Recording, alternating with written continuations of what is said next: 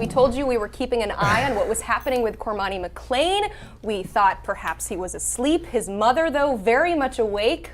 What is she saying, Andrew? Yeah, she just tweeted out that they are not signing today. So We'll see if things change, but that is a certainly interesting development that I don't think we saw coming into the day, but now that I sit here and think about it, not super surprising, right? This recruitment has been, again, all over the place. You know, Cormani was going to visit Alabama multiple times, didn't end up getting on the flight. We thought he was going to go to Florida for multiple games, never did that. We thought he was going to visit Miami this past weekend, didn't do that. So it's been wishy-washy. And having covered that commitment in Lakeland, when he announced to Miami, I thought it was a joke, right? We were so dead set on him picking the University of Florida. You know, I asked contacts in Miami's building 30 minutes before, hey, is he going to pick? I mean, I should be prepared for a surprise.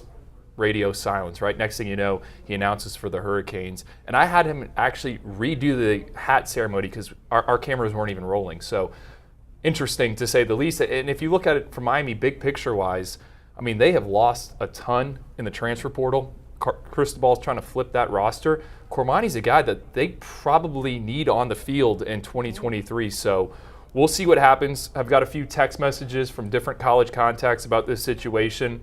You know, NIL is certainly a factor with Cormani McClain. You start wondering, hey, some conversations been had behind the scenes with the powers that be, and maybe not everyone's on the same page, or maybe there's some leverage. You know, again, this is like free agency in some sense, okay? And there's no salary cap. Yeah, I mean, because of the nature of his recruitment and that it has been a bit of a roller coaster ride, when it comes to Cormani McClain, we just assume to expect the unexpected. But Andrew, were there any rumblings that he might not sign today? I mean, to be honest, waking up, no. And really, Cormani's recruitment has been kind of just three schools. It's been Alabama, it's been Florida, and it's been Miami. And again, the first time I met Cormani McClain when he was a sophomore, introduced at a 7-on-7 tournament, the first quote I wrote down from his, I like Florida, okay? You know, Lakeland, Polk County, that's traditionally a Florida stronghold, University of Florida. It's about 2 hours up I-75 or I-75, and a lot of kids go there. I think Cormani knows a lot of people in Gainesville. Corey Raymond, the Gators cornerbacks coach, is one of the best defensive back recruiters out there. Billy Napier has made him a priority from the jump. So I think instantly, if Cormani McClain does not sign today, you got to look at Florida, and then you got to look at Alabama. Alabama needs corners. Cormani's a guy that has visited there multiple times. T-Rob, the defensive backs coach, another good recruiter. Now you start thinking about Alabama's #1 class. You add a Cormani McClain in there, that could potentially top what Texas A&M did last cycle, depending on how the rest of the day goes. Yeah, I think when we were playing with the class calculator, did anybody submit Cormani McClain McClain was not in there? No, definitely not in there. Blair, you've been sitting so calm, cool, and collected. What's going on in your mind right now? You know, I think the thing that stands out to me is that this is a deadline. Like, we are at the finish line, and that sets a lot of leverage. And we wondered, right, when he announced that commitment, was it too early? Did he play his cards way too early? It gave the schools that maybe came in second, came in third, a chance to make up ground. They knew the target, they knew who they had to go after, and that was Miami, right? And now that we are at the finish line, Andrew, it's one of those things where I look at it and I'm like, okay, is this just a byproduct of signing day? Yeah. Signing day. I mean, it has been absolutely nuts. I mean, I think we're all a little bit surprised by this. I'm not surprised from the standpoint of just watching recruiting happen in the Sunshine State has been just electric to see all of these coaches. We talk about the big three between Florida State, Miami, and Florida. Cormani McClain been at the center of that between Florida and Miami. From your standpoint, watching his recruitment in particular, how much has this been kind of just a dynamic of what we always see, what happens in Florida? So I think about 6 months ago, I wrote a story about how Cormani McClain was going to be the case study. Right. Years past, Nick Saban, Kirby Smart, they would come down into Florida and get whatever they wanted. All right, so how did Miami and Florida counter? Well, Florida hired Billy Napier, who set up an army of people in his recruiting offices. Miami hires Mario Cristobal, who's known as one of the top recruiters in the country. I mean, the guy eats, breathes, and sleeps. I don't think Mario Cristobal slept last night. I know Cooper. He's definitely not sleeping right now. I know Cooper in the other studio worked for him. We were sitting at dinner. I'm like, hey, do you think he's sleeping? He said no. So Cormani was the case study, right? I talked about Lakeland, where he's from, being an area where the Gators traditionally don't strike out. I mean, when I went to his commitment ceremony, 2 blocks down the road from the auditorium, there's a University of Florida fan shop, and I thought that was kind of interesting. So, these guys were hired to make guys like Cormani McClain stay home. So if he were to leave the state, I think it definitely signals that maybe it's not as tight, that backyard, as we initially thought. But if they're able to get him, it also shows that, hey, things have changed. The dynamic in Florida has changed, which is such a fertile recruiting ground. Outside of Florida, there is the Alabama dynamic. It's dare to dream. Tide fans are doing it right now. What happens if Nick Saban is able to lure in a Cormani McClain? What does that mean for this class? Well, it's up there, right there for the #1 class of all time, right? They had set that benchmark in 2021, and now Alabama, if they are able to pull off this shocker, I guess not today, right? Since Cormani McClain will not be signing today, according to his mother. If they are able to put it together during the early signing period, I mean, this would be another jewel, another gem, Andrew, in this class. Yeah, and it would. Alabama would have the #1 ranked player from Florida and 5-star pass rusher Keon Keeley, and then 30 minutes down the road, they would pick up a commitment from Cormani McClain, who's our #2 player. I'm trying to figure out our rankings right here. No, so Cormani and Keon, yeah. I mean, Alabama just gets what they want in Florida. And I did a show a month ago, and I said, watch Alabama's finish in the Sunshine State, because they're kind of lights out at the buzzer. So we'll see. I mean, Alabama against a school I'd watch out for with Cormani McClain. I think Georgia maybe. But Alabama, a lot to like about that class, but they need corners. They do. We will keep an eye on Alabama. Again, the number to break is from last year, Texas A&M. That is 333. We'll do some calculations, see if Alabama will get close to that. But first, let's head back out to Nashville and check in with Steve Wiltfong. Thanks, Emily. Yeah, did Carl not just warn us about 30 minutes ago that anything can happen in the morning, waking up on the wrong side of the bed? But you guys are talking about Cormani McClain, Steve Wiltfong. You've been tuned into that recruitment more than anyone else. What do you know about his recruiting process at this point? Well, Andrew Ivins laid it out there pretty strong for us. Obviously strongly considered Florida. Many thought that's where he was going to end up going into his announcement when he just kind of unassumingly put on the Miami hat. Andrew Ivins said that the building didn't even know to erupt when he committed to Miami. It was just kind of like something that just happened so fast, and he was in the fold for Miami. But that was a decision that Cormani had made earlier in the week, that he was going to ultimately end up going with Miami over Florida. And then there was some buzz that he could take a late visit to Alabama. I talked to Cormani's mom leading up to that, and she said that wasn't set in stone. No plane tickets were bought yet. He didn't end up taking that visit to Alabama here late in the process. But I do know this. A lot of these prospects, they got to sign during the early signing period. Cormani McClain doesn't have to sign ever. He doesn't have to sign in the early signing period. Cormani McClain does not have to sign in February. They got spots for Cormani McClain, and we've seen people announce on the 24/7 Sports platform their commitments after signing day. JT Tuimoloa, Lebius LT Overton, those are guys that did not sign during the National Signing Day because they have a spot. You are guaranteed a spot at these schools. So Cormani McClain can take as much time as he wants right now, and so we'll see what happens. We certainly know that he's going to take today. Steve, I'm going to tell you what. You bring up a very interesting point when you talk about Cormani McClain. I have long said that guys that are of his caliber should never sign a national letter of intent anyway, because that's what binds you into the situation. They should only sign, Grace, a financial aid agreement. And a guy like Cormani McClain, he can take all the time he wants, like Steve says. He can be as thorough as he feels like he needs to be, and he can make the best decision for him, and he never has to sign a scholarship paper. Everybody will be glad to have him on campus.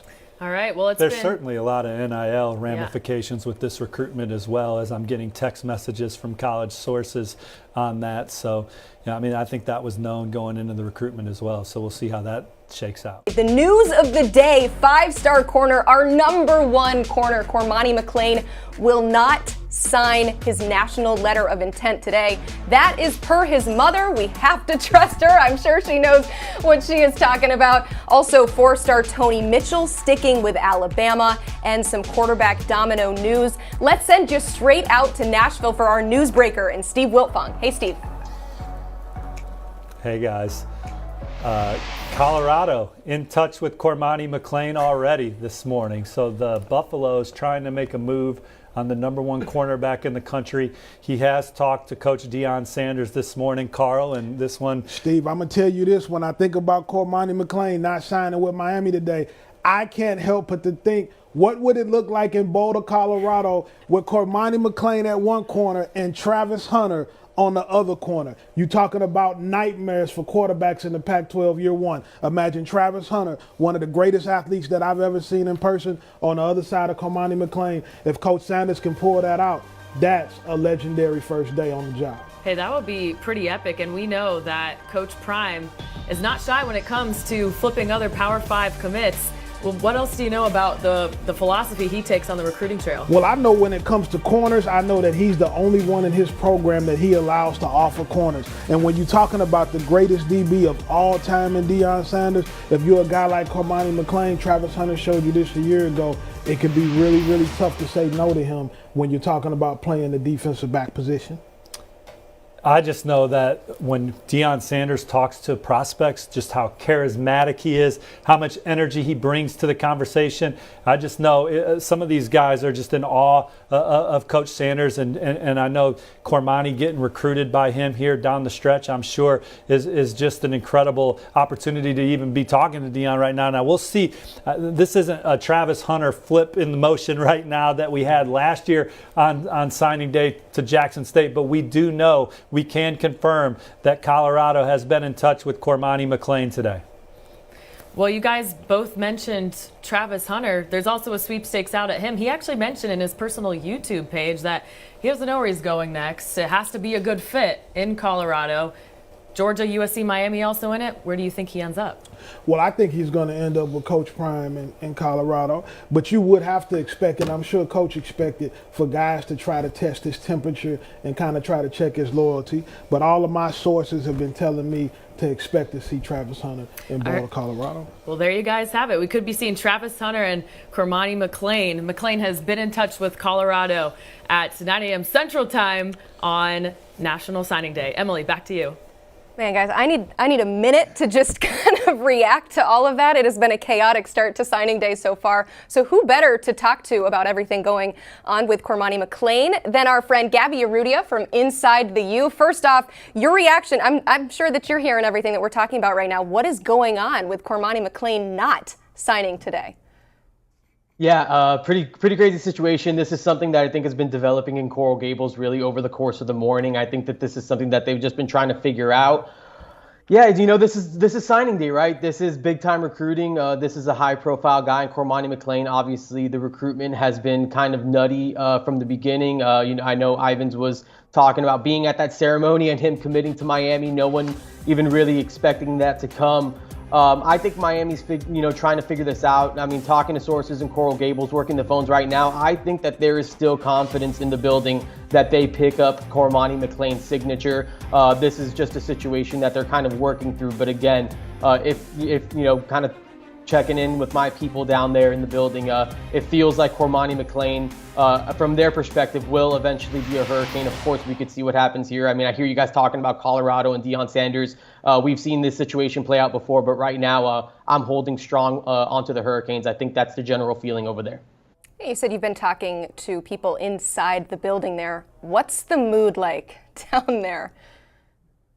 Yeah, I mean, I think they're obviously taking this very seriously. Again, this is one of those deals where they're working the phones. People are, two phones in their hand, just kind of trying to figure out this whole deal. Not only with Cormani McClain, with everyone, they feel very confident about the class that they're signing. Really, that was the priority going into today, was signing Samson Akinlola. They already have his signature. Francis Mauigoa, they should be getting that, here soon. And a lot of other guys that they were able to bring in, they're super excited about this group. Cormani McClain, of course, the highest profile prospect in this really, really good class, one that's ranked number 3 in the country right now. So this is just one of those things you kind of have to go through, weather those storms, but I think they feel confident about what they've been able to show McClain, his family, his camp to this point, and I think that they're still hopeful that they are going to land his signature once that time comes.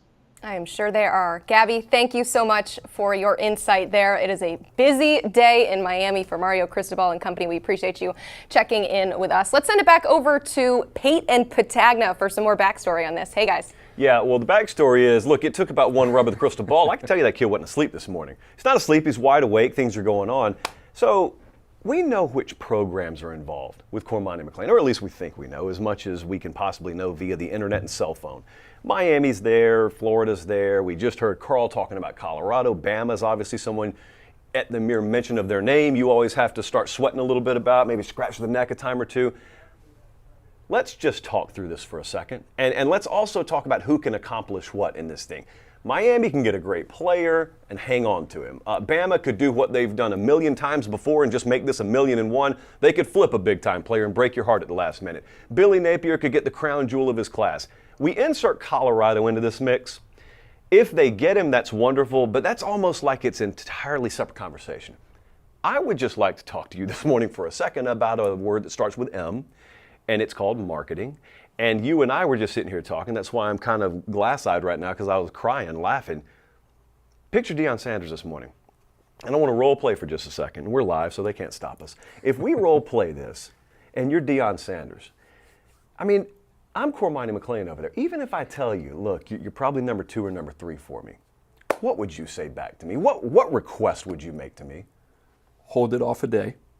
And then if you're Deion Sanders, we've talked about all these guys. We've talked about Cecilia Kana. We've talked about a couple other big names that they're in play for. If you are Deion Sanders right now and the day does not go the way that you thought it was going to go in terms of pulling off some of these upsets on the recruiting trail, but now your name is involved with one of the best prospects in the country and a top 10 player like Cormani McClain, you have already won the day. This is the second consecutive year that we have been on this show, and Deion Sanders is now the person in the program that he represents is who we are talking about the most. Now, the other programs that we can dive into here in a second, Alabama, Florida, Miami, they all have positional needs at the cornerback spot. Alabama only has one corner in the class right now in Jaleel Hurley. Florida, that's a position they got to get better. Corey Raymond, one of the best in the business, the defensive backs coach there in Gainesville. And Miami, you know this is a priority for them. I talked about the class that they have right now.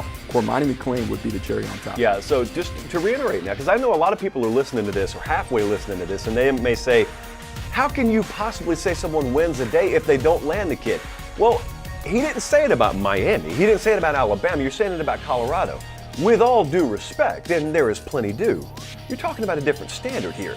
In the recruiting world, we just mentioned last night on Late Kick, and we'll probably reiterate it several times today, they hadn't had higher than a 35th place finish in forever, or ever period in recruiting. So it's one thing to say, oh, if Bama doesn't land him, hey, at least they got the rub off his name. Bama's not worried about rub, okay? Bama doesn't need to establish themselves. Colorado does. Deion Sanders does. And so rub very much means a different thing for them. And then moving forward, if I'm a kid in this cycle, if I'm a kid next cycle, if I'm a kid in the transfer portal right now, maybe I do or maybe I don't care about where Cormani McClain ultimately ends up. But I do remember, man, that entire day, they had Colorado being talked about in conjunction with that kid. Andrew talked about it last night, and he talked about, okay, why are we starting to see an accelerated timeline in terms of the decisions and the majority of these guys now signing in December? We talked about it, 92% of the players in the top 247 are already committed. So when you think about Colorado and Cormani McClain, there are a lot of eyeballs on this situation right now, whether it's prospects who are uncommitted in 2023,